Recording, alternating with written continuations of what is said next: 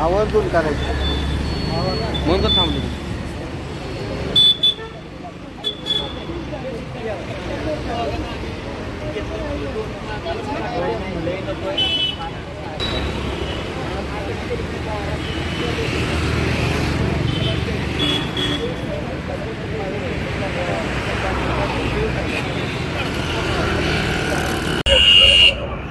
आम्ही सर्व ठेवीदार सभासद महालक्ष्मी पतसंस्था पेंडशेनगर व इतर 3 शाखा सर्व ठेवीदारांचा गेल्या 1 वर्षभरापासून संस्थेच्या माध्यमातून पैसे मागण्याची विनंती केली असता संस्थेत पैसे नाहीत अशा स्वरूपाची उत्तरे महालक्ष्मी पतसंस्थेचा सर्व कारभार सर्व व्यवस्थापक यांनी उत्तरे दिलेली आहेत. तरी सर्व या ठिकाणी ठेवीदारांचे पैसे संचालक मंडळाने त्या वेळच्या आपापला मनमानी कारभार करून कर्ज वाटप केलं आणि कर्ज वाटपातून आजपर्यंत या ठिकाणी ठेवीदारांना पैसे मिळण्या इतपत संस्थेकडे पैसे नाही आहेत अशी उत्तरे दिली जात आहेत.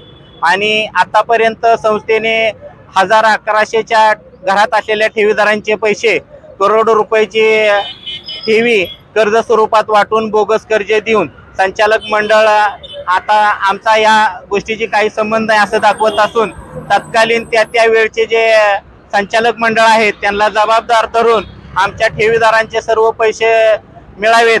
या ठिकाणी सर्वसामान्य गोरगरीब पुढच्या दवाखान्याचा खर्च असेल, रिटायर लोकांच्या पेन्शनरचे पैसे असतील, मुलांचे शिक्षण असेल, लग्न असेल यासाठी ठेवलेले पैसे संस्थेने या ठिकाणी खोट्या स्वरूपाची कर्ज बोगस वाटून आता आमच्या संस्थेमध्ये पैसे नाहीत असा कांगावा करत आहेत.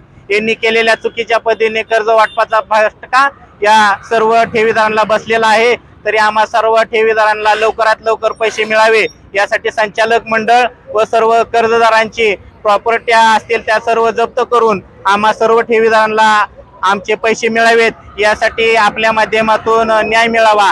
मंजुरी करणार आहे मंजूर करून पैसे गोळा करून ठेवलेलं आहे.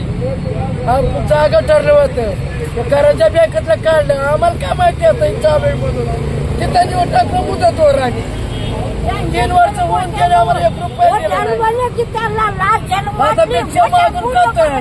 आमचे पैसे देऊ आम्ही कशा बोलतोय घाल्याला दौडून गेले ती